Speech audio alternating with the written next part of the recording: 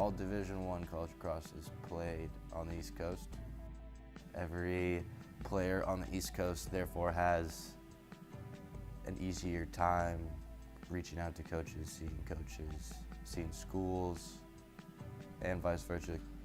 What will make it better is the rise of the Pac-12 Division I schools.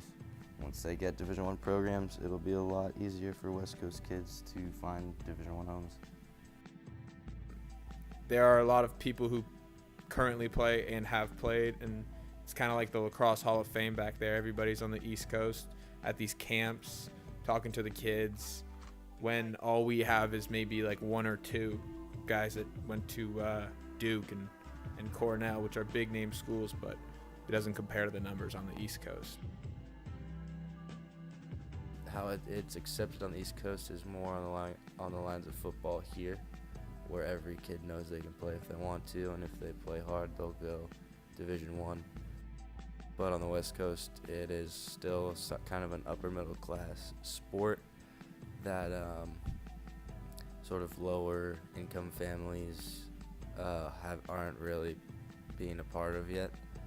But it's just because they really don't know that lacrosse what it can provide for the kids,